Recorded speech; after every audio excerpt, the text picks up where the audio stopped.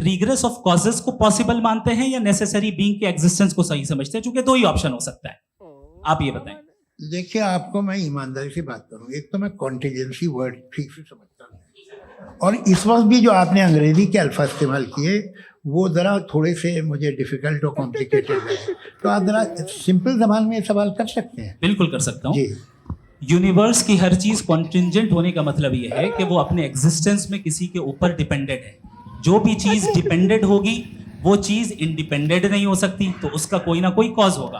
तो अब आप क्या समझते हैं कि ये इन्फिनिट रिग्रेस है, यानी कॉज पर कॉज, कॉज पर कॉज, कॉज पर कॉज, और कभी कोई यानी ये एंडलेसली चलता रहा? क्योंकि अगर ऐसा होगा तो हम तो एग्जिस्टेंस में आते ही नहीं। लॉजिकली ये मुत्तफक अलैह चीज है, मुत्तफक अलैह अग्रीड अपॉन। इस पे हमने एग्री किया था कि मुश्किल शब्द आएगा तो अर्थ बताना पड़ेगा। तो इन्फिनिट रिग्रेस तो पॉसिबल नहीं है, तो कहीं ना कहीं आपको रुकना पड़ेगा ऐसे नेसेसरी बीइंग पर। नहीं, कोई जरूरत नहीं रुकने की। किसने कहा आप रुकना पड़ेगा? आप रुकते हैं खुदा पे, आप नहीं रुकते। आप कहते हैं वो हमेशा से, जब उस वक्त से है जब वक्त नहीं था।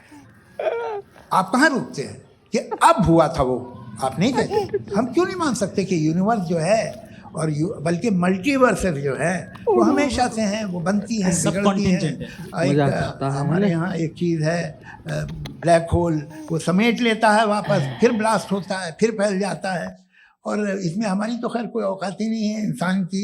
एक छोटे से जर्रे पे हम 50-60 साल की उम्र रखते हैं, जो करोड़ों अरबों साल की कायनात है उसमें, और पैदा भी नहायत ही बेहुदा वजह से हुए थे। तो इसमें ये सोचना कि इसकी वजूहात और ये क्यों है, ये डिपेंडेंट है, ये हम देख रहे हैं। क्या मालूम, आप सोचिए कि ये जो फैल रही है कायनात, ये कहाँ फैल रही है, ये कहाँ जा रही है, और ये फैल क्यों रही है? अरे बना ली थी तुमने, रुको भैया, हाँ काफ़ी है। ये फैल क्यों रही है?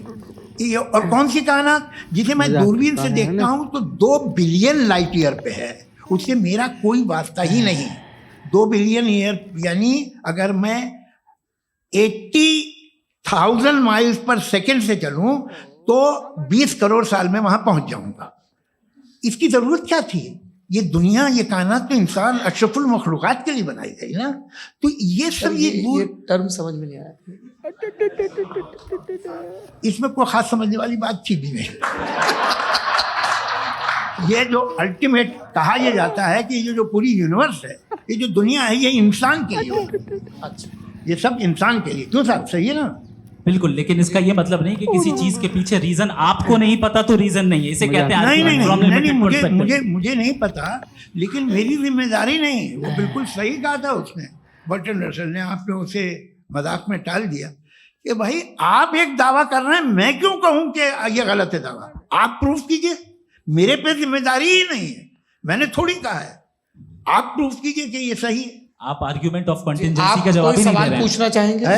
आप सवाल पूछना चाहेंगे? क्योंकि ये क्रॉस एग्जामिनेशन का दौर है। आप जैसे पहले बोल रहे थे फेथ को लेकर कुछ, मैं ये पूछना चाहूँगा कि खुदा ने जो भी रेवल्यूशन किए हैं, एक मज़हब के नहीं, बहुत से मज़हबों के लिए हैं, अलग अलग रेवल्यूशन है। कहीं कुछ एक बातें हैं, कॉन्ट्रडिक्शन भी है आपस में। कहीं कुछ आप कर सकते हैं, कहीं कुछ नहीं कर सकते। ऐसा नहीं है कि सबकी कोड ऑफ मॉरल एक है। तो ये किस्सा क्या है? अब आप ये देखिए कि मुझे कभी कभी लगता है कि जो फुटबॉल फाइनल होता है, लाखों लोग होते हैं, फिर वो टीवी कवर कर रही, करोड़ों लोग, अगर उसमें खुदा की एक बूमिंग आवाज आ जाती, मैं गॉड हूँ, तो सारे लोग अभी सुन लेते और टीवी पे भी सुन लेते, किस्सा खत्म होता।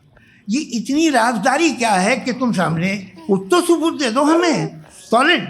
ये कह रहा साहब ये यूनिवर्स कैसे बनी, इससे मसला क्या हल होगा?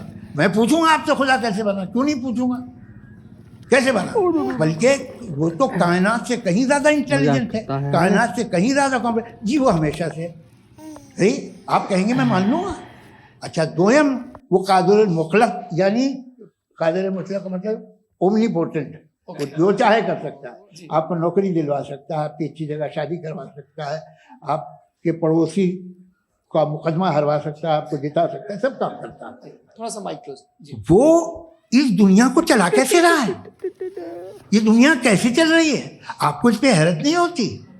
या क़यामत के बाद कभी एक जस्टिस होगा जब ये बच्चा मर चुका होगा, जिसकी धज्जियाँ उड़ गई बम से, इसको इंसाफ मिलेगा तब। अच्छा, अब जवाब दूं? हाँ कीजिए। मैं वही इसीलिए मजाक सबसे पहले आपने रेवलेशन और स्क्रिप्चर्स की बात की, इस पे मैं बात कर सकता हूँ लेकिन आज नहीं करूंगा क्योंकि वक्त कम है, कभी और इस पे डिस्कस करेंगे। मैं तैयार हूँ उस पे भी बात करने के लिए। ये क्योंकि अभी हमारा से topic- राउंड 2 की भूमिका तय हो रही है। Does God exist round 2? जी चूंकि आज गॉड के एग्जिस्टेंस पे बात है तो मैं उसी के रिलेटेड जो है आपके सवालात को एंटरटेन भी करूंगा और मैं भी पूछूंगा। आपने कहा कि आपने साबित ही नहीं किया, जबकि आर्गुमेंट ऑफ कॉन्टिंजेंसी बुनियादी आर्गुमेंट है। आप मुझे कॉन्टिजेंसी का मतलब बताइए, आपका मतलब क्या कॉन्टिजेंसी? कॉन्टिंजेंसी का मतलब यह हुआ कि हर वो वजूद जो किसी भी चीज का पाबंद है, हर वो वजूद या हर वो चीज जो अपने एग्जिस्टेंस में किसी भी चीज के पाबंद है और उससे बाउंड है, उसको उसकी जरूरत है, उस पर डिपेंड करती है, तो जाहिर सी बात है कि उसका कोई ना कोई कॉज होता है। ये तो अक्ल की बात है, ये आप रीजनिंग की बात करते हैं, मैं वही कर रहा हूं। दूसरी चीज आपने ये बात कही कि इतने बिलियन लाइट ईयर्स दूर है, उसका मेरा क्या लेना देना। फिर मेरे ख्याल से आपको ये नहीं कहना चाहिए I think therefore I am an atheist. आपको सोचना चाहिए, सिर्फ आप एक लिमिटेड दायरे में रहकर नहीं सोचें बल्कि बाहर निकलकर सोचें। आपने तीसरा सवाल किया, आपने 2-3 सवाल एक साथ किए। ऐसी बातें ना कीजिए, कुछ लोगों को इतराज हो जाएगा आप पे कि आप कुछ भी सोचिए। ये इजाजत आपको है नहीं, मुझे है।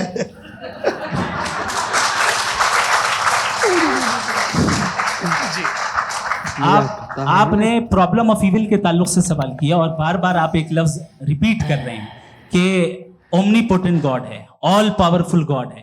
यही तो दरअसल समझना है कि गॉड का कॉन्सेप्ट क्या है। प्रॉब्लम ऑफ इविल जो है, प्रॉब्लम ऑफ इविल दर हकीकत 2 असम्पशंस पर कायम है। अगर आप इन 2 असम्पशंस को समझ जाएं तो ये प्रॉब्लम नहीं रहेगी, आर्ग्यूमेंट आपको समझ में आ जाएगी कि ये कोलैप्स कर जाता है।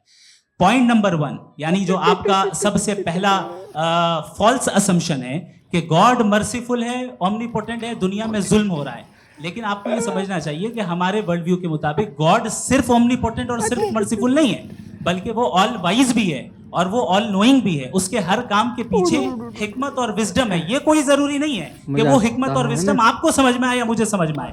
अगर आप जो समझ रहे हैं उसके मुताबिक आप फैसला कर रहे हैं, ये लिमिटेड पर्सपेक्टिव से आर्गुमेंट है। और इस चीज को हम अपनी दुनिया में, अपने लाइफ में, डेली लाइफ में इस प्रिंसिपल को एक्सेप्ट करते हैं। हम जब किसी डॉक्टर के पास जाते हैं, डॉक्टर के पास जाकर वो अगर उसने हमें कोई दवाई दी है तो हम ये तो नहीं कहते कि जब तक आपके पास जितना नॉलेज और जितना विजडम नहीं है, आपने क्यों ये दवाई दी है, तब तक हम इस चीज को एक्सेप्ट नहीं करेंगे। नहीं कहते, हम उसकी अथॉरिटी को तस्लीम करते हैं। क्यों? क्योंकि उसकी हम जानते हैं कि वो नॉलेजेबल है, वो विजडम वाला है, हमसे ज्यादा नॉलेज और हमसे ज्यादा विजडम है। बताएं साहब। मैंने डॉक्टर में और खुदा में बड़ा लिखा से डॉक्टर पढ़ा लिखा होता है एक, तो मैं उसकी बात सुनूंगा। 2 ये नहीं कुछ जवाब तो ये भी नहीं है। सर प्लीज, आप अगर सब ऑडियंस से बोलने लगेंगे तो फिर मतलब नहीं सिविलाइज्ड बहस का। मतलब आप ये कहें कि क्योंकि आप डॉक्टर पे बिलीव करते हैं इसलिए खुदा पे बिलीव कीजिए, क्या ये मिसाल आपको समझाने के लिए आर्गुमेंट है, इस पे आपको एतराज नहीं है। तो सिंपल बात ये है कि मैं अगर ये यकीन कर रहा हूँ कि एक ओमनीपोटेंट, उसकी मसलहत है, ये जो बच्चे मर रहे हैं ये मसलहत है, मुझे नहीं चाहिए थी मसलहत। उसकी मसलहत नहीं, यही तो समझना है, मतलब एक्सपीरियंस। अच्छा, इस आपने अभी मेरी बात पूरी सुनी नहीं। मैंने कहा आपका पूरा आर्ग्यूमेंट 2 फॉल्स असम्पशंस पर है। एक फॉल्स असम्पशन मैंने बता दिया, दूसरा फॉल्स असम्पशन ये है कि इस दुनिया में इविल के होने का कोई गुड रीजन नहीं है, जबकि हमारे पास बाज रीजंस मौजूद हैं, हमारे पास बाज वजूहात मौजूद हैं। अगर इस दुनिया में इविल ना हो तो आप गुड को डिफाइन कैसे करेंगे? अगर जुल्म ना हो आप इंसाफ को समझेंगे कैसे? अगर तारीकी ना हो तो आप लाइट को समझेंगे कैसे? बहुत अच्छा। अभी और सुन लें, अभी और बाकी है। ये तो बात बहुत पसंद आई साहब मुझे कि जब तक रेप ना हो तब तक औरतों की इज्जत का ख्याल आपने मेरा जवाब पूरा सुना ही नहीं। जब तक के बच्चों का कत्ल ना किया जाए तब तक आपको बच्चों की मासूमियत की इज्जत। आपने पूरा जवाब सुना ही क्या नहीं। बात है? क्या आपने नुक्ता निकाला? आपने पूरा जवाब सुना ही नहीं। आप सुन लें, मेरी बात सुन लें। ये मैंने आपको एक चीज बताई। दूसरी चीज, इस दुनिया में हम आए हैं टेस्ट के लिए, हमारा टेस्ट हो रहा है और हर इंसान का अलग अलग अंदाज में टेस्ट होता है। और इस दुनिया में अगर इविल मौजूद है तो वो इविल जरिया है हमारे अंदर ह्यूमन नोबल क्वालिटीज को डेवलप करने का और अलग अलग फील्ड में प्रोग्रेस करने का। और अगर हमारे अंदर और इस दुनिया में इविल नहीं होता तो बताइए टेस्ट का मतलब क्या होता? अगर मैं अपने स्टूडेंट को एमसीक्यूज दूं और उसमें सिर्फ राइट आंसर लिख कर दे दूं और कहूं तुम्हारा टेस्ट हो गया, ये मीनिंगलेस है। इस दुनिया में अगर हम टेस्ट के लिए आए हैं तो जाहिर है गुड एंड इविल दोनों मौजूद है। तो अगर गुड एंड इविल दोनों मौजूद है तो ये इविल भी खुदा का बनाया हुआ है। जी हाँ, खुदा का बनाया हुआ है, लेकिन अच्छा चलो अच्छी बात। जी बिल्कुल, तो बिल्कुल खुदा ने मतलब बनाया। अभी तो ये है कि जो मेजॉरिटी है दुनिया में वो इविल है, तो ये खुदा एक्चुअली इविल के साइड पे लग रहा है मुझे। बिल्कुल भी मैं बता रहा मेजॉरिटी में तो वो है। क्या बात कर रहे हैं भाई आप? मैं बहुत कोई भी जो मुंसिफ होगा, चाहे आपका अपना घर हो जिसके आप सबसे बड़े हैं, चाहे आपकी ऑर्गेनाइजेशन हो जो आप चलाते हैं, वहां पर आप इविल रखेंगे साबित करने को कि बाकी लोग शरीफ हैं। मेरी बात सुन क्या ये आर्ग्यूमेंट ही गलत है? अगर- कि जब तक के कोई इविल नहीं होगा तब तक के शरीफ आदमी शरीफ नहीं लगेगा। अगर एग्जामिनर गलत ऑप्शन दे रहा है तो एग्जामिनर इविल नहीं हो गया, जो गलत ऑप्शन को सेलेक्ट कर रहा है वो फेल होगा। क्रिएटर ने इविल को बनाया है लेकिन वो इविल नहीं है। अच्छा सुनिए मेरी बात, चलिए, लेट मी कंप्लीट सर। जी जी। क्रिएटर ने इविल को बनाया है टेस्ट के लिए, वो इविल नहीं है। इविल वो होगा जो उसे इख्तियार करेगा। छुरी को बनाने वाला गलत नहीं होता है, छुरी का गलत इस्तेमाल करने वाला गलत होता है। रेप को कैसे गलत इस्तेमाल करते हैं? रेप इंसान के फ्री विल का नतीजा है।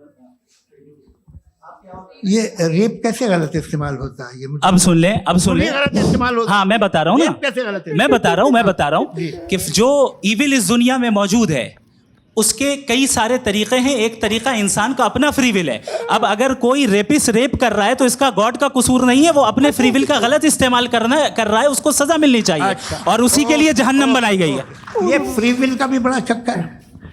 आप जब कोई बुरा काम करते हैं या कोई बुराई होती है तो ये कहा जाता है कि ये फ्री विल है। 7 billion free wills are moving on this planet. 7 billion free will. और एक आदमी अपनी फ्री विल से मुझे कत्ल कर दे तो मैं खुदा की मर्जी से मारा हूँ कि इसकी फ्री विल की वजह से? मेरी मौत खुदा के हाथ है या ये फ्री विल वाले के हाथ है? खुदा ने फ्री विल का निजाम बनाया है और उस निजाम का गलत इस्तेमाल करके कोई आपको मार रहा है, इस्तेमाल करके मेरा कत्ल कर देता है। अब मेरी मौत का जिम्मेदार कौन है? वो इंसान जिम्मेदार है। वो इंसान। जी। तो ये कहना कि और उसको खुदा ही उसको जिंदगी सजा मिलेगी। तो अब आप आगे चलिए कि ये तय करना कि अल्लाह ही या खुदा, सॉरी अल्लाह नहीं, खुदा ही जिंदगी देता है, खुदा ही मौत देता है, ये गलत है। बिल्कुल गलत नहीं है। हाँ, नहीं, निजाम उसी ने बनाया फ्री विल का। भाई, एक- निजाम मौत और हयात का उसी ने बनाया। You are contradicting yourself। अभी आपने कहा कि एक आदमी ने फ्री विल से आपको मार दिया, इसमें उसे फ्री विल दी गई थी, उसने गलत इस्तेमाल किया। 7 billion free wills are moving on this planet और आप चाह रहे हैं कि मैं सिर्फ खुदा का ध्यान करूं। ये 7 बिलियन फ्री विल्स को मुझे लुक आफ्टर करना पड़ेगा कि नहीं? ये तो तबाहियां कर रही हैं और तबाहियां ज़्यादा हो रही हैं। बिल्कुल। तो अगर आप बताएं अगर खुदा नहीं है फॉर एग्जाम्पल, हाँ। तो आप इविल को कैसे डिसाइड करेंगे? यानी how can you define evil objectively without God? देखिए दुनिया में 2 तरह के जानवर हैं। एक जो अकेले रहते हैं जंगल में और एक जो ग्रुप्स में रहते हैं। ग्रुप में जो भी रहेगा, चाहे वो आपका फाउंडेशन हो, चाहे कोई क्लब हो, चाहे कोई पॉलिटिकल पार्टी हो, चाहे कोई यूनिट हो, उसमें आपको इंटरैक्ट करने के रूल बनाने पड़ेंगे। यानी लोग तय करेंगे। लोग क्या करेंगे? अगर लोगों ने ये तय किया कि किसी का रेप करना सही है, आप जस्टिफाई करेंगे? आपका फाउंडेशन तो ये हो गया ना कि लोग ही विल डिसाइड करेंगे। नहीं। अरे दुनिया में ऐसे ग्रुप्स हैं जो रेप को जायज़ मानते हैं सर्टेन हालात में। मैं डिटेल में नहीं जानूंगा, आप भी जानते हैं। ये जो आईसिस वाले थे जिन्होंने क्या किया था, तो उन्होंने क्या किया उसका खुदा से कोई ताल्लुक नहीं है सर। मैंने सिंपल सवाल किया कि इविल को आप डिफाइन करते कैसे हैं? आइए वापस आइए। जी। आप साथ में तभी रह सकते हैं जब कुछ आप ऐसे उसूल डेवलप करें जिसमें हर एक का बेसिक तहफ़्फ़ुज़, हर एक का बेसिक राइट हो और हर एक को कोई आराम मिले। यही तरीका है किसी भी ऑर्गेनाइजेशन जिसमें एक से ज़्यादा लोग हैं और वो ऐसे चलती है ज़िंदगी। उसमें अगर आप गड़बड़ करेंगे तो तबाही होगी, नुकसान होगा, बर्बादियाँ आएंगी। और अगर उसमें आप घर ले लीजिए ना, एक हस्बैंड है, एक वाइफ है, बच्चे हैं, वालदा भी हैं, 2 बहनें भी हैं, एक भाई भी है।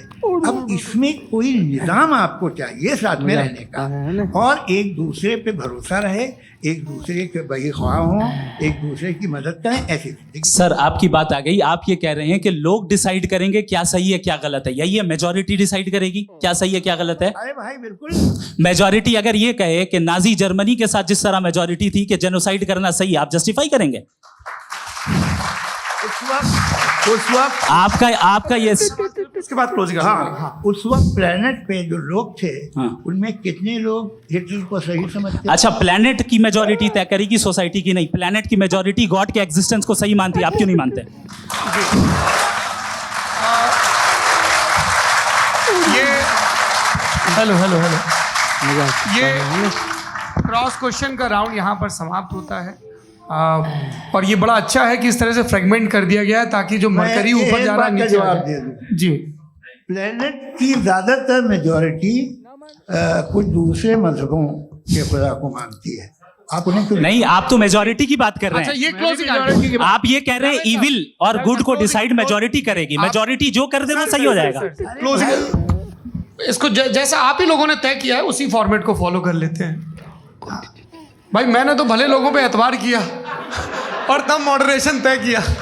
जी, आपके पास 5 मिनट का वक्त है, क्लोजिंग आर्ग्यूमेंट है, उसके बाद हम ऑडियंस से क्वेश्चन आंसर लेंगे जावेद साहब के क्लोजिंग आर्ग्यूमेंट के बाद। Okay, time starts now. बहुत शुक्रिया। हमारा जो टॉपिक है डज गॉड एग्जिस्ट, मैं इस पे इतने एकेडमिक तैयारी करके आया था, मुझे था कि मैंने सोचा था कि कई सारे मैं आर्ग्यूमेंट्स दूंगा, लेकिन वक्त की भी किल्लत और जावेद साहब बार बार इधर उधर चले जा रहे थे तो उसको भी थोड़ा एंटरटेन करना पड़ गया। डज गॉड एग्जिस्ट पे मैं एक ही आर्ग्यूमेंट दे पाया, आर्ग्यूमेंट्स बहुत हैं और डेफिनेटिव आर्ग्यूमेंट्स हैं, और मेरे आर्ग्यूमेंट को किसी एक राउंड में भी इन्होंने एंटरटेन नहीं किया और रेफ्यूट नहीं किया, एक राउंड में भी नहीं, एक राउंड में भी नहीं, और ना ही अभी आपका क्लोजिंग आर्गुमेंट आएगा। नहीं हो बता देना। Argument of contingency sir. अरे मैं आपसे कई बार कह चुका हूँ कंटीजेंसी का मतलब अब मैं कैसे समझाऊं आपको आपस में हाँ आप और कितने आसानी से समझाऊं मैं, मुझे तो नहीं समझ में आ रहा है।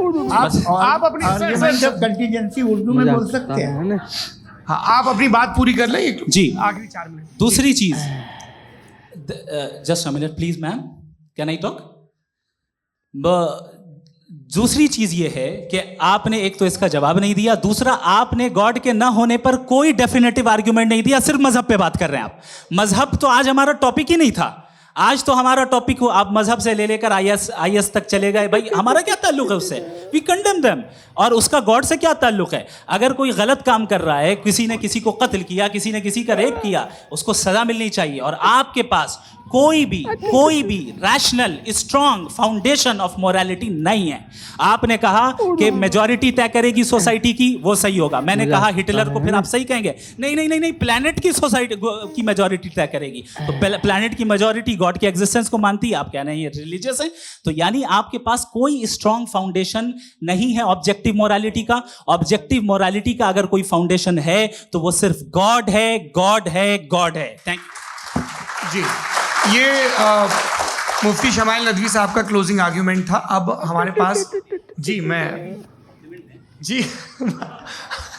ये बड़ा अच्छा है कि दोनों लोगों को मॉडरेटर से शिकायत भी और बोल रहे भाई हमारी शाबाशी भी तो करते चलो। अब मेरी बात जी आपके पास जावेद अख्तर साहब 5 मिनट का वक्त है, ये आपका क्लोजिंग आर्ग्यूमेंट है, टाइम रीसेट कर दें जी।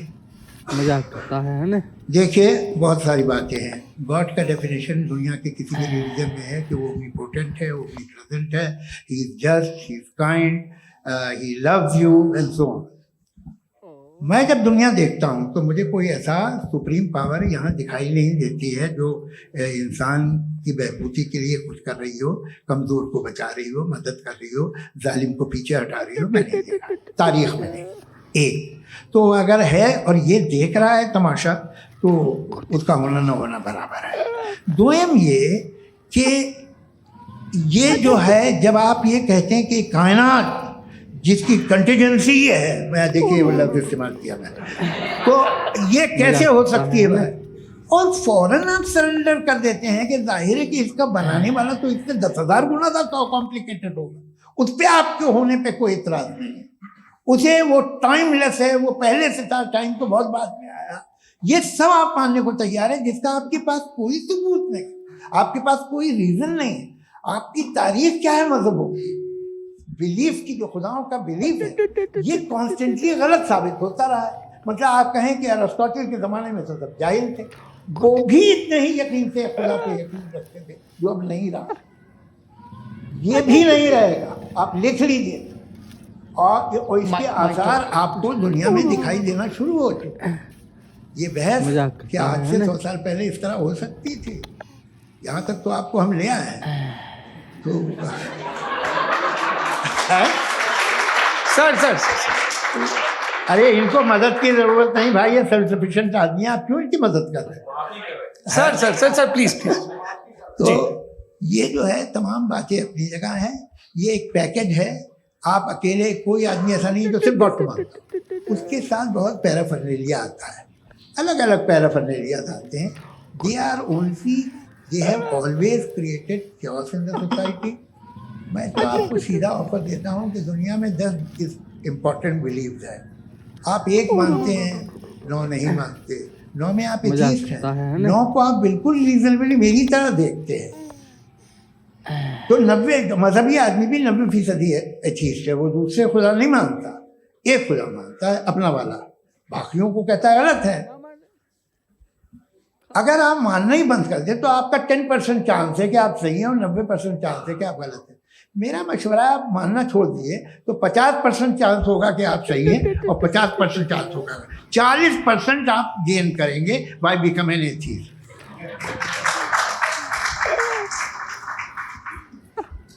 ये एक फरसुदा ख्याल है, ये ख़त्म हो रहा है, हो सकता है मेरी ज़िंदगी में ना हो, लेकिन ये हो जाएगा।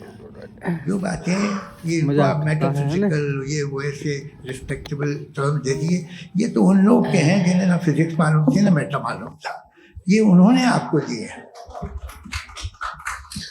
जी बहुत शुक्रिया आप दोनों लोगों का। और अब इस बातचीत का आखिरी राउंड शुरू होगा, डज गॉड एग्जिस्ट की ये बहस मुफ्ती शमाइल नदवी और जावेद अख्तर साहब के बीच।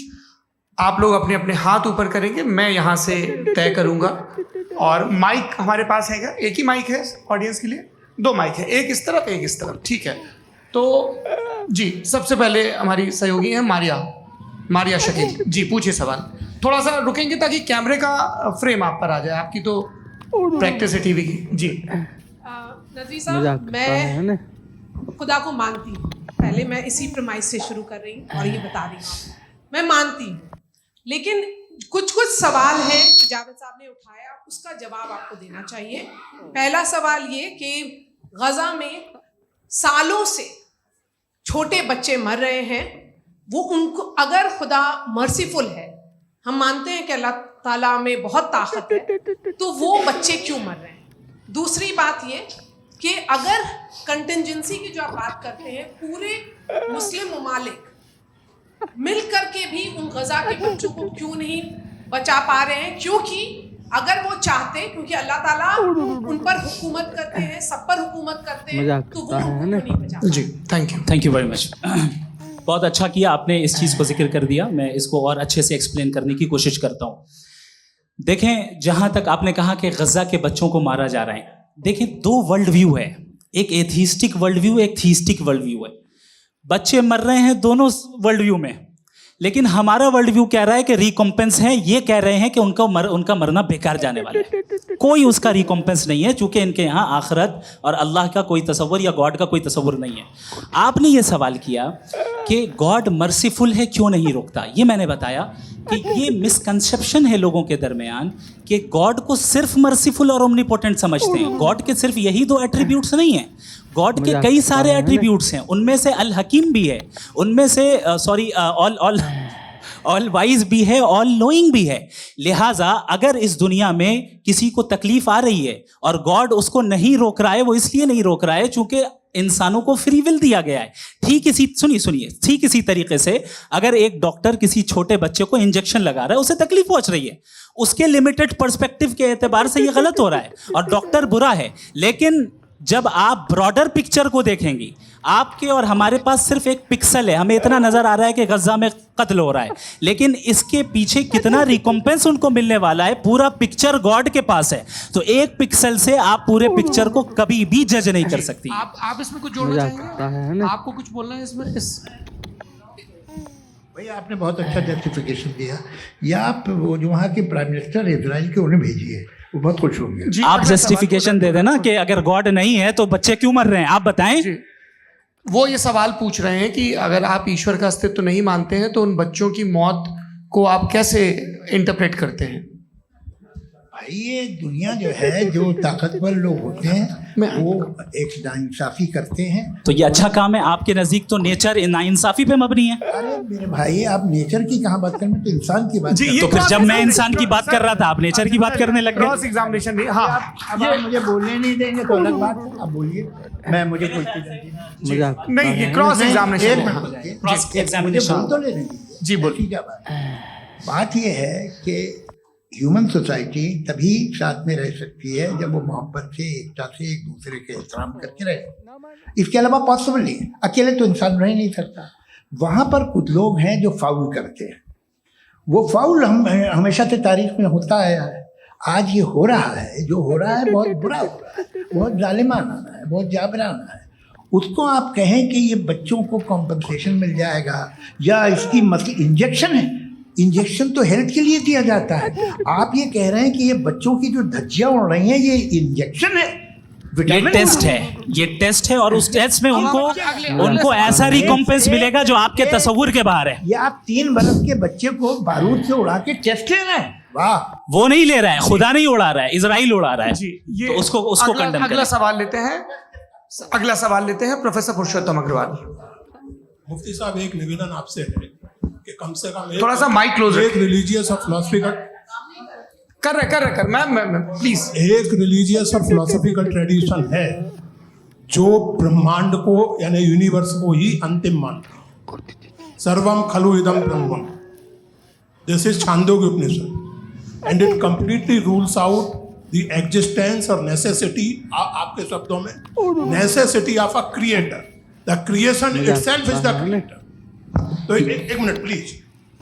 दूसरा जो सवाल आपने अभी, जो आप बार बार कह रहे हैं कि भगवान विद्वान भी है, वाइज, सब जानने वाला, तो अगर विजडम में दुनिया भर के पापों और अत्याचारों को बर्दाश्त करना शामिल है, तो फिर इसका मतलब ये हुआ कि अगर मैं फ्री विल से उसको अपोज करता हूं तो ईश्वर की विजडम और मेरी फ्री विल में कॉन्ट्राडिक्शन है। Because when I am opposing whatever is happening in Gaza, then I am opposing the God's will और God's wisdom। जवाब लेते हैं क्योंकि तो गॉड की विजडम में, एक मिनट सर प्लीज सर। ये एक जुमला, गॉड की विजडम है कि गाजा में जो कुछ हो रहा है वो हो रहा है, मैं उसको अपोज कर रहा हूं, तो मैं गॉड की विजडम के खिलाफ जा रहा हूं। एक सवाल। दूसरा ये नहीं, आपने 2 ऑलरेडी। सर आप और सवाल कर लें, लेकिन मुझे 2 जवाब दे सर, दें। सर, पहले आपने ये सर, कहा, सर, सुनिए मेरी बात सुनिए। भाई इजराइल के गॉड के मुताबिक तुम्हारा ठीक हो रहा है ना? नहीं हो रहा है, ठीक नहीं हो रहा है। मैं बता रहा हूँ क्या हो रहा है, आप तशरीफ रखें, मैं बता रहा हूँ क्या हो रहा है। Let me complete please. एक सेकंड गाइस, एक सेकंड। ये देखिए, ऐसा है कि ये सब बड़ा आपस में विचार विमर्श के बाद ये तय हुआ था कि कुछ नियम बना लिए जाएं ताकि एक टाइम बाउंड बातचीत चले। और भाई साहब, आप बड़ा जरूरी काम कर रहे हैं लेकिन कैमरे के फ्रेम में आके उस काम को गड़बड़ कर दे रहे हैं। ठीक है गुरु, अब मेरे को कहीं का गुस्सा कहीं निकालना था, सॉरी। नहीं, कोई गुस्सा नहीं है जी। तो प्रोफेसर ने सवाल पूछे, आप उनके जवाब दें। और थोड़ा ये सब लोग थोड़ा ख्याल रखें भाई, सवाल संक्षिप्त रखें। मजाक जी। आपने 2 सवाल किए। सबसे पहला ये कहा कि हमारे पास ये कॉन्सेप्ट है कि ये यूनिवर्स खुद नेसेसरी बीइंग है, creation itself is the creator. How irrational is this कि मैं एग्जिस्ट करूंगा बाद में, लेकिन अभी एग्जिस्ट कर भी रहा हूं, यानी एक ही टाइम में एग्जिस्ट भी कर रहे हैं, नहीं भी कर रहे हैं। This is not true. दूसरी चीज आपने कहा कि अगर इजराइल में, सॉरी माफ कीजिएगा, Israel doesn't exist, occupied Palestine में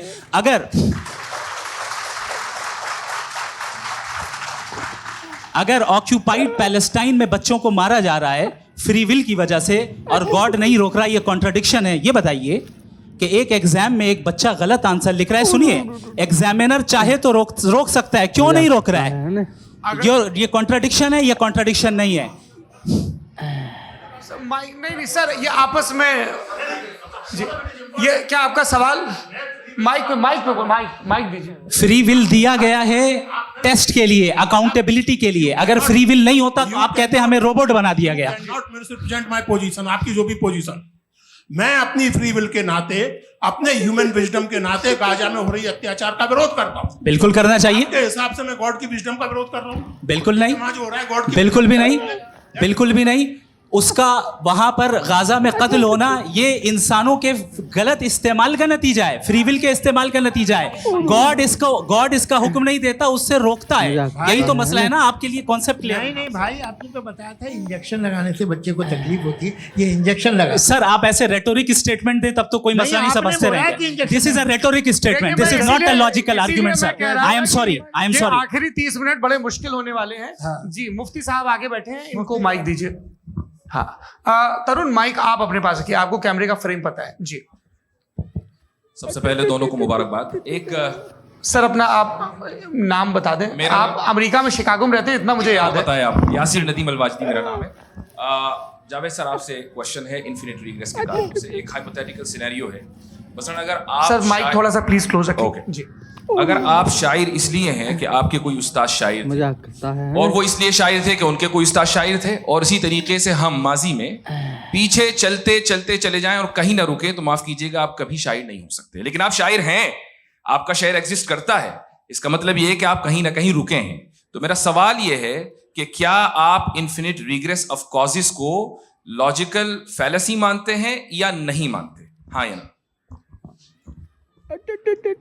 मैं इन्हें लॉजिकल फैलेसी नहीं मानता हूँ, लेकिन मेरा प्रॉब्लम यह है कि जब मैं नहीं मानता हूँ तो I will continue with this logic जो फैलेसी नहीं हो। आप एक जगह रुक जाते हैं जाके, आप कहते हैं ये गेंद कैसे बनी, ये जजीरा कैसे बना, ये समुद्र कैसे बना, ये ज़मीन कैसे बनी, और अचानक गॉड पे जाके आपको ब्रेक लग जाता है। एक बार आप सवाल नहीं करते कि भाई इनको बनाने वाला तो इनसे भी कॉम्प्लिकेटेड हो, वो कैसे बना, उसके बारे में आपने इत्मीनान कर लिया वो हमेशा से। तो अगर आप उसे हमेशा से मानते हैं तो फिर ये मान लीजिए कि कायनात हमेशा से, क्या तकलीफ हम वजूद में नहीं आते जी है? हम मौजूद नहीं। अच्छा सर क्यों नहीं होता? मैं बताऊं प्लीज। जैसे मैंने मिसाल दी आपके शेर, आपका शेर कभी वजूद में ना आता अगर शायर इसी तरह चलते रहे हमेशा। जी माइक मेरे ख्याल से एक सेकंड। इन्फिनिट रिग्रेस का कॉन्सेप्ट क्लियर नहीं हो पाया। ऐसे रहने के लेट्स मूव ऑन। ठीक है। हाँ थोड़ा सा मॉडरेटर का भी ख्याल रखें। नहीं आपने तो रखा है, आपने रखा है। यहाँ पे गौहर रजा साहब हैं, वो भी एक सवाल पूछना चाहते हैं। माइक नीचे से ऑन कर दिए नीचे। पहले तो ये कह दूं कि मैं उन बच्चों से शर्मिंदा हूं जिनको गजा में कत्ल किया गया, क्योंकि हमारे होते हुए कत्ल किया गया। लेकिन उससे ज़्यादा शर्मिंदगी इस बात से हुई कि मुझे लगा कि मुफ्ती साहब उसको जस्टिफाई कर रहे हैं। बिल्कुल भी नहीं। आप बहुत ही गलत, मुझे लगा मैं गलत हो सकता हूं। बिल्कुल गलत मैं है। सवाल पूछ रहा हूं। सवाल मैं देखिए, सवाल अगर पूछ रहा हूं। एक मैं जावेद भाई से डिसएग्री करता हूं। एक सेकंड देखिए, अगर देखिए ऐसा एक सेकंड आप सर वेट अरे आप कुछ मेरे पहले मुझे अपनी बात कह लेने दीजिए। अगर ऑडियंस तय करेगी तो फिर मॉडरेटर का मतलब नहीं। मेरा आप सबसे ये कहना है, ये बहस दो लोगों के बीच में है, एक तरफ मुफ्ती साहब, एक तरफ जावेद साहब। पिछले 1.5 घंटे से ये लोग अपने अपने तर्क रख रहे हैं। आपकी इनसे इत्तेफाकी हो सकती है, ना इत्तेफाकी हो सकती है। मेरे उस्ताद मुझे सिखा गए हैं कि मुखामुखम में असहमति की गुंजाइश बची रहनी चाहिए। अगर मैं आपकी बहुत इज्जत करता हूँ गौहर साहब, आपने जो कमाल की किताबें लिखी, साइंटिफिक टेम्परामेंट, लेकिन मेरी ये गुजारिश है आप सबसे कि यदि आप इन लोगों ने जो बोला उन पर टिप्पणियां करेंगे तो ना वक्त की पाबंदी रहेगी ना वो अनुशासन। आप सवाल पूछ लें, उस सवाल में जो बात आ जाए वो आ जाए। मैं जावेद साहब से डिसएग्री करता हूं, इसलिए जावेद साहब से सवाल पूछा। आपका सवाल जावेद अख्तर साहब से। और सवाल ये है मेरा कि जावेद साहब ने कई बार लॉजिक का इस्तेमाल किया कि साइंस में लॉजिक है और रिलीजन में लॉजिक नहीं है। मेरा ख्याल ये है कि रिलीजन में भी लॉजिक है, लेकिन उस लॉजिक की बेसिस ये है कि आप रुक जाते हैं, जिसका जिक्र जावेद साहब ने बार बार किया। यानी खुदा के तसव्वुर पे आते हुए, गॉड के तसव्वुर पे आते हुए रुक जाते हैं। और इसमें सवाल पूछना मतलब फॉरबिडन होता है। सवाल ये है कि क्या जावेद साहब इससे एग्री करते हैं कि साइंस की लॉजिक अलग है और रिलीजन की लॉजिक अलग है। बताइए सर। देखिए, तीन मजाक चीज़ें करता हैं, है। साइंस है, एक है मंतिक है, इस्तिदलाल है, और एक जो है कुछ भी नहीं है, फेथ है, अकीदा है। मैं अकीदे की लॉजिक का कायल नहीं हूँ। मुझे आप इस्तिदलाल से, लॉजिक से, रीज़न से समझाइए, मैं मानने को तैयार हूँ, मेरा क्या नुकसान होगा। लेकिन ये कि अकीदे पे मैं नहीं जा सकता हूँ। अकीदे का मतलब है कि तुम ये मान लो, सवाल ना करो, ये नहीं। आप सारी बातें करके, बड़ी साइंटिफिक बातें करके एक जगह जाके खुदा के वजूद पे रुक जाते हैं, सरेंडर कर जाते हैं। मैं सरेंडर करने को तैयार हूँ। That's all। जी, ये आगे सर बैठे हुए हैं, इनको माइक दीजिए। भाई वो आप पूछना चाह रहे थे ना? हाँ, नहीं, जी आपका नाम? मजाक करता है ना? आसिफ जी, पूछिए।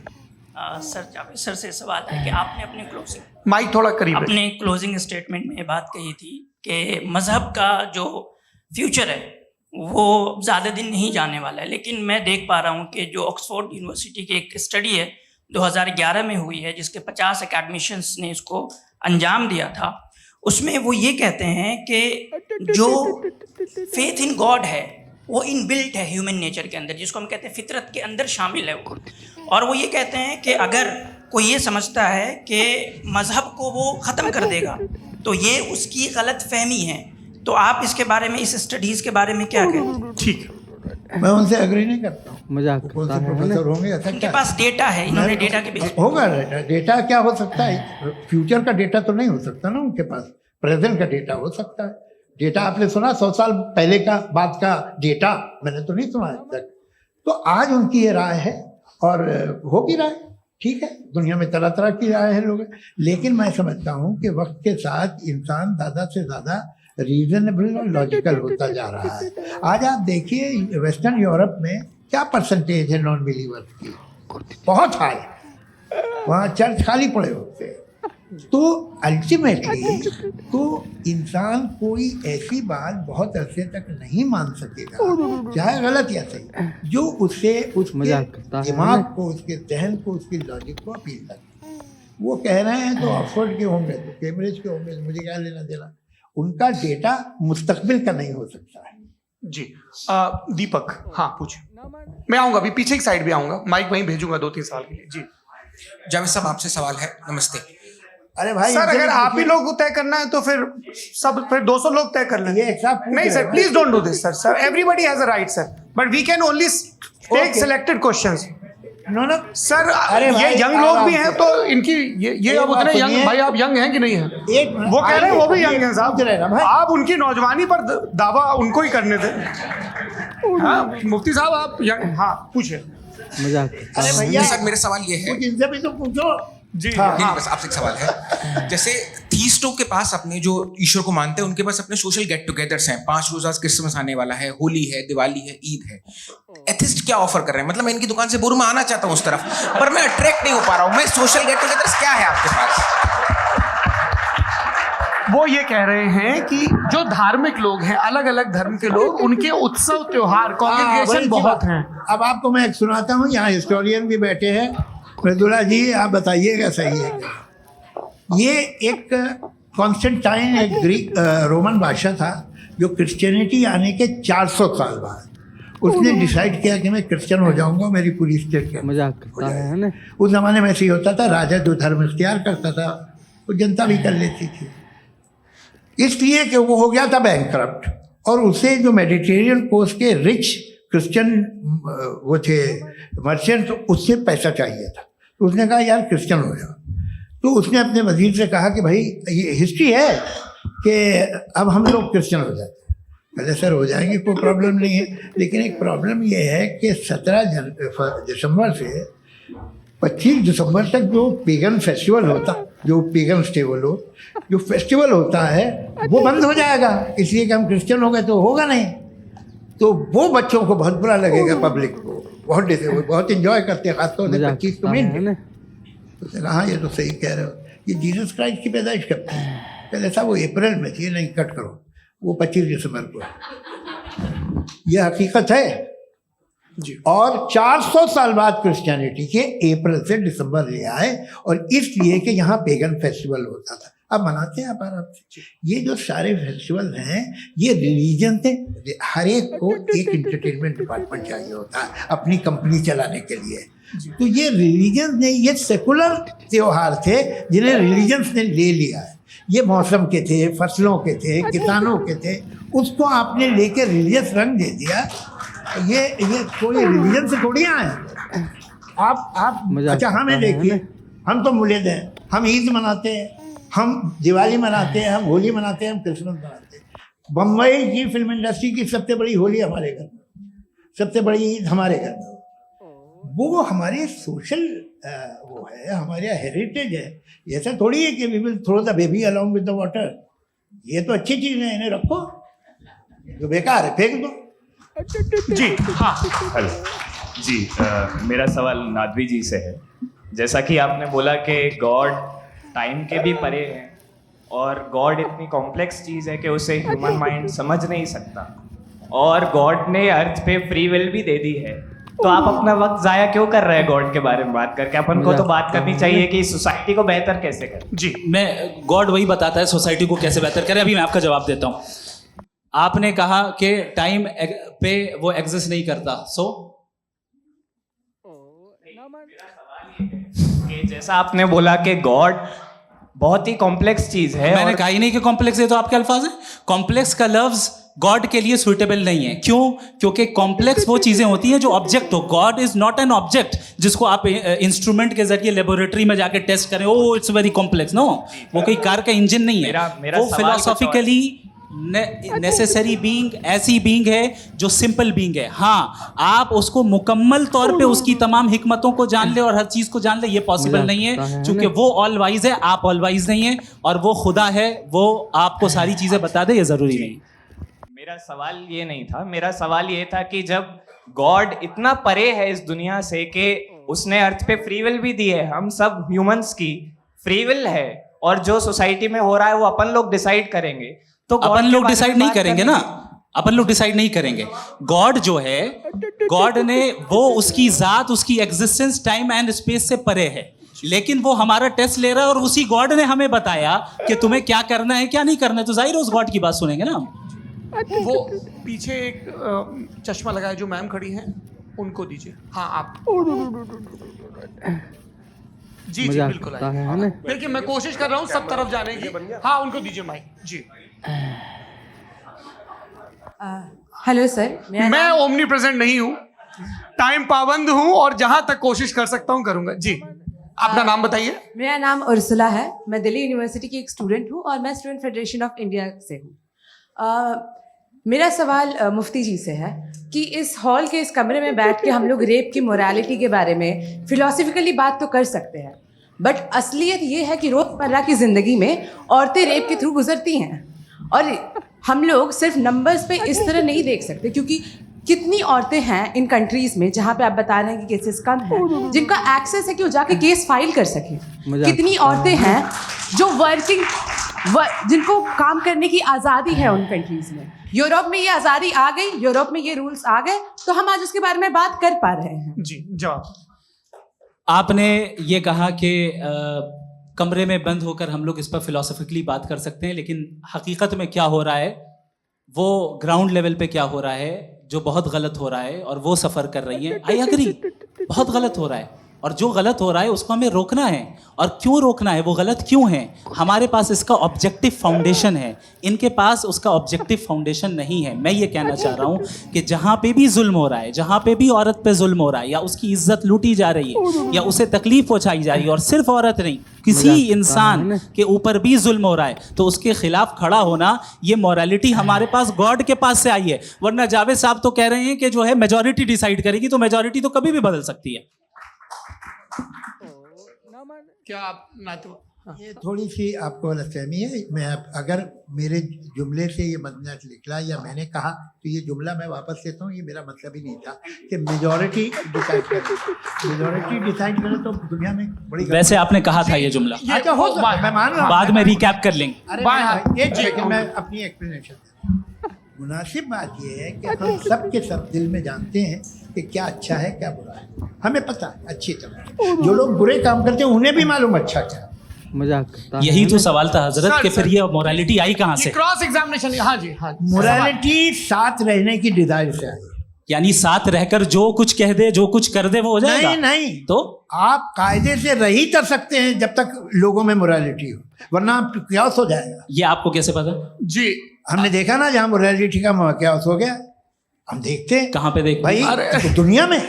आप जो ये- कह रहे हैं, आप ये- एक अभी कहीं मैं पे आप अगर लोगों गलत को हो रहा है इस बहस तो के उसको बाद आप में गलत लोगों देखिए। को आप क्या- सर मुफ्ती आप साहब, मैं- एपिस्टेमोलॉजी की मुफ्ती बात साहब, कर रहे हैं, मैं ऑन्टोलॉजी अरे की बात मुफ्ती कर रहा साहब, हूँ। मैं इस बहस के फाउंडेशन बाद क्या आप है? दोनों लोगों को चाय पे फाउंडेशन होस्ट करूंगा, वहां पे क्रॉस एग्जामिनेशन कर लीजिएगा। अभी ऑडियंस का हक मार रहे हैं आप लोग भाई, सर जस्ट लोग हैं आप लोग।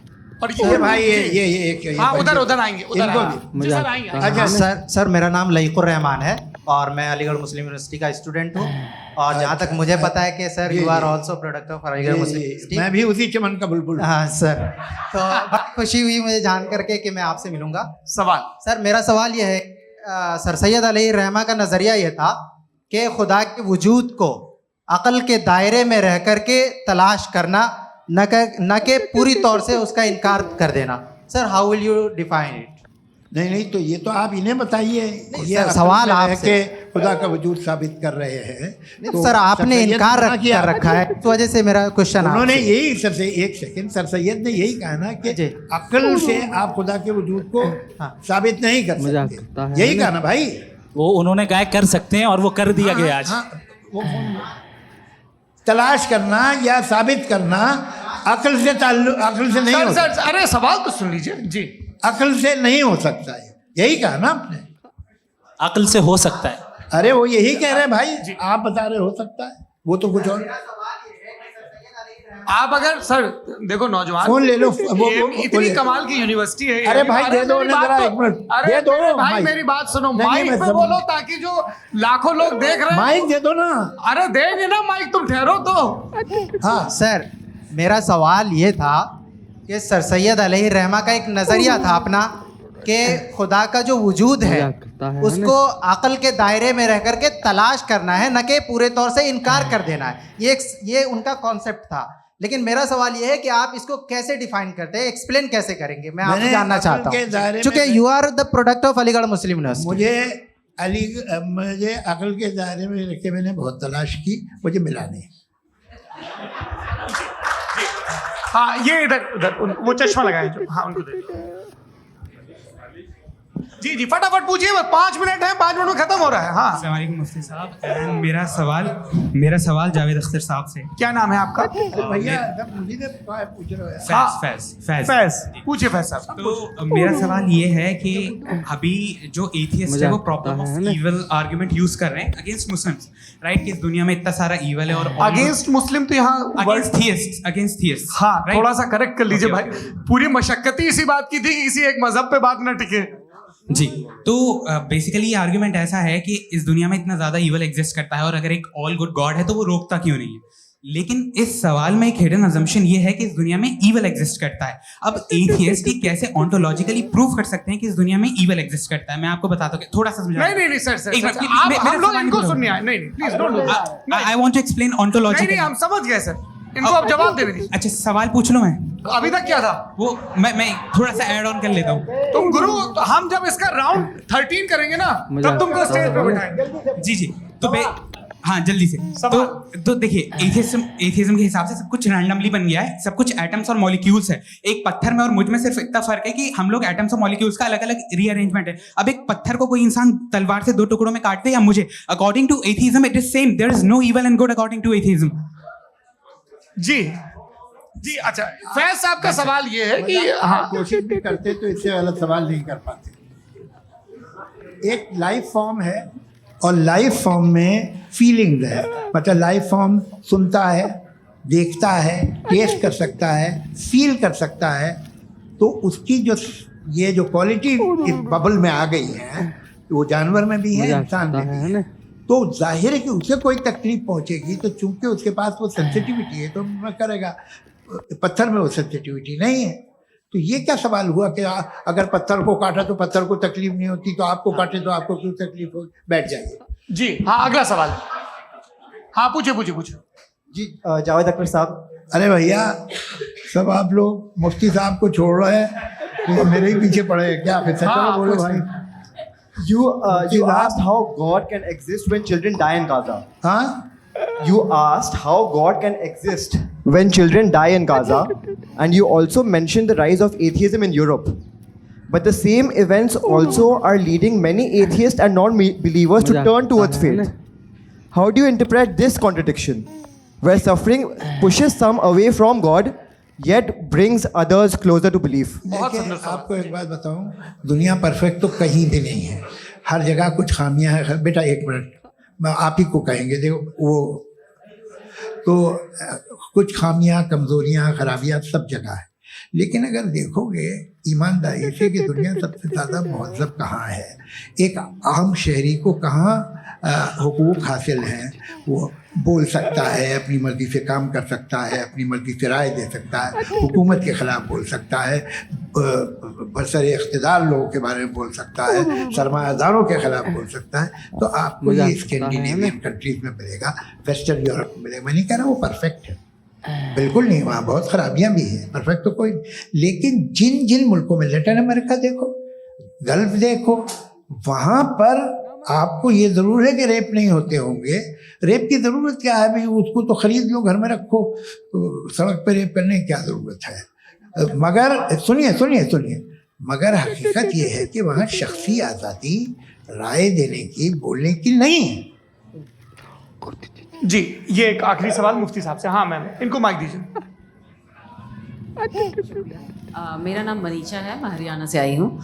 मैं मुफ्ती साहब से एक बात पूछना चाहती हूँ। आप बार बार जावेद साहब को कॉन्ट्राडिक्ट तो कर रहे हैं कि आपने ये कहा, लेकिन आप भी अजम्पशंस के बेसिस पे बात कर रहे हैं। आपने खुदा के होने का कौन सा प्रूफ पेश किया है, खुदा की एग्जिस्टेंस का?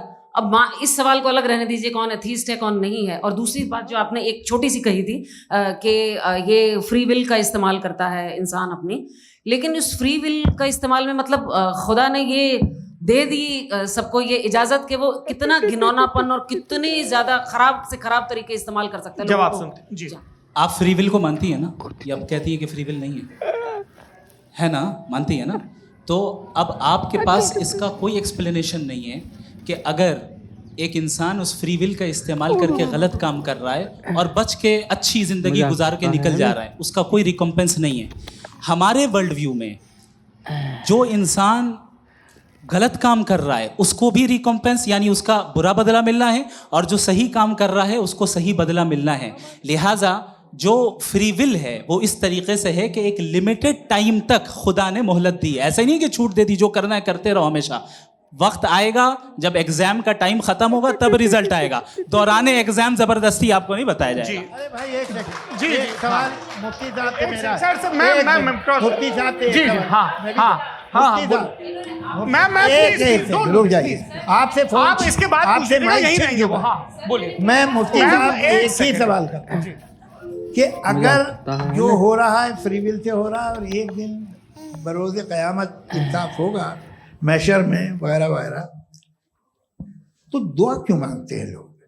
दुआ मांगते हैं इसके मतलब है अभी भी उसने ये डिपार्टमेंट रखा है कि मैं रोजमर्रा की जिंदगी में बिल्कुल ही कैन। तो तुम कैन हो, तुम मुझे नौकरी दिला देते हो, मेरे बेटे को ग्रीन कार्ड दिला देते हो, और 45,000 बच्चे मरते हो, उन्हें रोकते नहीं हो।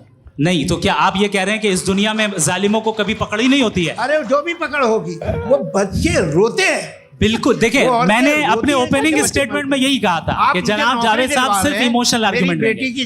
This is an emotional argument. ये छोटे मोटे इसके पीछे का रीजन मैंने बताया क्या है, देखिए इसके पीछे का रीजन क्या है मैंने बताया। मंच से आप लोगों को सज्जनों इसलिए कह रहा हूं ताकि थोड़ा सा आपके कॉन्शियंस पे जोर रहे कि आपको ऑर्डर बचा के रखना है।